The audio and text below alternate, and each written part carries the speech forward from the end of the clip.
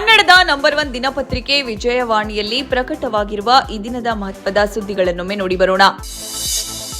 Neat ಪ್ರಶ್ನೆ ಪತ್ರಿಕೆ ಸೋರಿಕೆ ಹಿನ್ನೆಲೆಯಲ್ಲಿ ಕೇಂದ್ರ ಶಿಕ್ಷಣ ಸಚಿವ ಧರ್ಮೇಂದ್ರ ಪ್ರಧಾನ್ ರಾಜೀನಾಮೆಗೆ ಒತ್ತಾಯಿಸಿ ಪ್ರತಿಭಟನೆ ನಡೆಸುತ್ತಿರುವ ಕಾಕ್ರೋಚ್ ಜನತಾ ಪಾರ್ಟಿ ಸೋಮವಾರ ಹಮ್ಮಿಕೊಂಡಿದ್ದ ಸಂಸತ್ ಚಲೋ ಪೊಲೀಸರು ಮತ್ತು ಪ್ರತಿಭಟನಾಕಾರರ ನಡುವಿನ ಘರ್ಷಣೆಗೆ ಸಾಕ್ಷಿಯಾಯಿತು. ಪೊಲೀಸರು ಆಶ್ರುವಾಯ ಸಿಡಿಸಿ ಲಾಠಿ ಪ್ರಹಾರ ನಡೆಸುವ ಮೂಲಕ ಪ್ರತಿಭಟನಾಕಾರರು ಸಂಸತ್ ಭವನದ ಬಳಿ ತೆರಳದಂತೆ ತಡೆದರು. ಈ ವೇಳೆ ಹಲವು ಪೊಲೀಸರು ಮತ್ತು ಪ್ರತಿಭಟನಾಕಾರರಿಗೆ ಗಾಯಗಳಾಗಿವೆ. ಈ ನಡುವೆ ಕೇಂದ್ರ ಸರ್ಕಾರ ಕೂಡ ಪ್ರತಿಭಟನಾಕಾರರ ಜೊತೆ ಮಾತುಕತೆಗೆ ಮುಂದಾಗಿದೆ. ಸಿಜೆಪಿ ಪ್ರತಿನಿಧಿಗಳ ಜೊತೆ ಕೇಂದ್ರ ಸಚಿವ ಜೆಪಿ ನಡ್ಡಾ ಚರ್ಚೆ ನಡೆಸಿದ್ದು ಮನವಿ ಸ್ವೀಕರಿಸಿದ್ದಾರೆ. ಈ ವರದಿ ಕೂಡ ಮುಖಪುಟದಲ್ಲಿ ಪ್ರಕಟವಾಗಿದೆ. ರಾಜ್ಯಾದ್ಯಂತ ಮನೆ ಮನೆಗೆ ತೆರಳಿ ಜಾತಿ ಹಾಗೂ ಶಾಶ್ವತ ನಿವಾಸ ಪ್ರಮಾಣ ಪತ್ರ ವಿತರಿಸುವ ಸರ್ಕಾರದ ಮಹತ್ವಾಕಾಂಕ್ಷೆಯ ಯೋಜನೆಗೆ ಮುಖ್ಯಮಂತ್ರಿ ಡಿಕೆ ಶಿವಕುಮಾರ್ ವಿಧಾನಸೌಧದಲ್ಲಿ ಸೋಮವಾರ ಅಧಿಕೃತವಾಗಿ ಚಾಲನೆ ನೀಡಿದ್ರು. ಈ ಸುದ್ದಿ ಕೂಡ ಮುಖಪುಟದಲ್ಲಿದೆ. ಸೊಳ್ಳೆಗಳಿಂದ ಹರಡುವ ಡೆಂಘಿ ರೋಗ ತಡೆಯಲು ಭಾರತ ತನ್ನ ಪ್ರಥಮ ಲಸಿಕೆಗೆ ಅನುಮೋದನೆ ನೀಡಿದೆ. ಟೇಕೆಡಾ ಬಯೋಫಾರ್ಮಾಸ್ಯೂಟಿಕಲ್ಸ್ ಇಂಡಿಯಾ ಸಂಸ್ಥೆಗೆ ಕ್ಯೂಡೆಂಗಾ ಹೆಸರಿನ ವ್ಯಾಕ್ಸಿನ್ ಮಾರಾಟಕ್ಕೆ ಭಾರತೀಯ ಔಷಧಗಳ ಮಹಾನಿಯಂತ್ರಕ ಅನುಮತಿ ನೀಡಿದೆ. ಈ ಸುದ್ದಿ ಮುಖಪುಟದಲ್ಲಿ ವರದಿಯಾಗಿದೆ. ದಾಖಲೆಯ 48 ತಂಡಗಳಿಗೆ ಶುರುವಾದ ಫಿಫಾ ವಿಶ್ವಕಪ್ 23ನೇ ಆವೃತ್ತಿಯಲ್ಲಿ 104 ಪಂದ್ಯಗಳಲ್ಲಿ ಒಟ್ಟಾರೆ 308 ಗೋಲುಗಳು ಮಳೆ ಸುರಿಯಿತು. ಜಾಗತಿಕ ಫುಟ್ಬಾಲ್ಗೆ ದೊಡ್ಡ ಮಟ್ಟದ ಆರ್ಥಿಕ ಶಕ್ತಿಯನ್ನು ತುಂಬಿತು. ಇವೆಲ್ಲದರ ನಡುವೆ ಭಾನುವಾರ ನಡೆದ ಫೈನಲ್ ಪಂದ್ಯದಲ್ಲಿ ಕೇವಲ 1 ಗೋಲಿನಿಂದ ವಿಶ್ವ ವಿಜೇತರ ನಿರ್ಧಾರವಾಯಿತು. ಈ ಸುದ್ದಿಗೆ ಕ್ರೀಡಾಪುಟ ನೋಡಿ.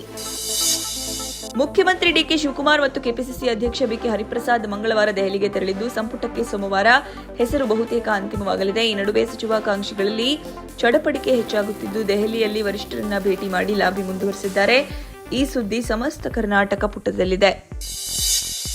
ಕೆಪಿಎಸ್ಸಿ ಅಧ್ಯಕ್ಷ ವಾರ್ಷಿಕ ಆದಾಯವು ಕೇವಲ 40,000 ರೂಪಾಯಿ ಎಂದು ತೋರಿಸುವುದು ನಂಬಲರ್ಹವಾಗಿಲ್ಲ. ಇದು ನೇಮಕಾತಿ ಪ್ರಕ್ರಿಯೆ ಪಾರದರ್ಶಕತೆ, ವಿಶ್ವಾಸಾರ್ಹತೆ ಮತ್ತು ಸಾಂವಿಧಾನಿಕ ಶುದ್ಧತೆಯನ್ನೇ ಪ್ರಶ್ನಿಸುವಂತೆ ಮಾಡುತ್ತದೆ. ಇಂತಹ ವ್ಯವಸ್ಥೆಯಿಂದಾಗಿ ರಾಜ್ಯದ ಅರ್ಹ ಯುವಕರು ಯಾತನೆ ಅನುಭವಿಸುತ್ತಿದ್ದಾರೆ ಎಂದು ಹೈಕೋರ್ಟ್ ಹೇಳಿದೆ. ಈ ವಿವರವಾದ ವರದಿ ಮುಖಪುಟದಲ್ಲಿದೆ.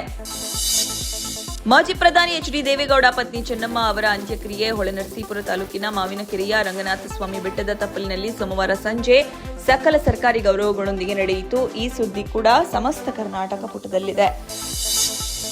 ಅಮೆರಿಕ ಇರಾನ್ ನಡುವಿನ ಯುದ್ಧ ತೀವ್ರಗೊಳ್ಳುತ್ತಿದ್ದು ಇರಾನ್ ಮೇಲೆ ಅಮೆರಿಕ ಸೋಮವಾರ ಹೊಸದಾಗಿ ವೈಮಾನಿಕ ದಾಳಿ ಆರಂಭಿಸಿದೆ.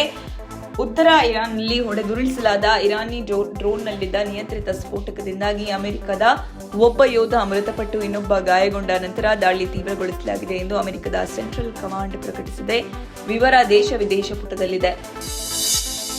ಎಣ್ಣೆಯಲ್ಲಿ ಕರಿದ ತಿಂಡಿ ಜಂಕ್ ಫುಡ್ ಅನ್ನು ಇಷ್ಟಪಟ್ಟು ತಿನ್ನುವ ಭಾರತೀಯರು ಅದೇ ವೇಗದಲ್ಲಿ ಅನಾರೋಗ್ಯಕ್ಕೆ ಆಹ್ವಾನ ನೀಡುತ್ತಿದ್ದಾರೆ. ಮಕ್ಕಳಂತೂ ಅಧಿಕ ತೂಕದ ಪರಿಣಾಮ ದೈಹಿಕ ಸಮಸ್ಯೆಗಳಿಂದ ಬಳಲ್ತಾ ಇದ್ದಾರೆ. ಅನಾರೋಗ್ಯಕರ ಆಹಾರ ಸೇವನೆ ತ್ಯಜಿಸದಿದ್ದಲ್ಲಿ ಮತ್ತು ಖಾದ್ಯ ತೈಲ ಸಕ್ಕರೆಯ ಬಳಕೆ ಕಡಿಮೆ ಮಾಡದಿದ್ದಲ್ಲಿ ಅಪಾಯ ತಪ್ಪಿದ್ದಲ್ಲ ಎಂಬ ಆಹಾರ ತಜ್ಞರ ಎಚ್ಚರಿಕೆಯನ್ನು ಗಂಭೀರವಾಗಿ ಪರಿಗಣಿಸಬೇಕಿದೆ. ಪೂರ್ಣ ವಿವರ ತಿಳಿಯಲು ಚಿಂತನ ಪುಟ ನೋಡಿ. ಇವಿಷ್ಟೇ ಅಲ್ಲ, ಮುಂಜಾನೆ ಮಾತು, ಅಂತರಂಗ, ಭವಿಷ್ಯ, ಮನೋವಿಕಾಸ ಕಾಲಂಗಳು, ಕ್ರೀಡೆ, ಸಿನಿಮಾ, ದೇಶ ವಿದೇಶಗಳ ಭರಪೂರ ಸುದ್ದಿಗಳ ವಿಶೇಷಗಳಿಗಾಗಿ ವಿಜಯವಾಣಿ ಓದಿ.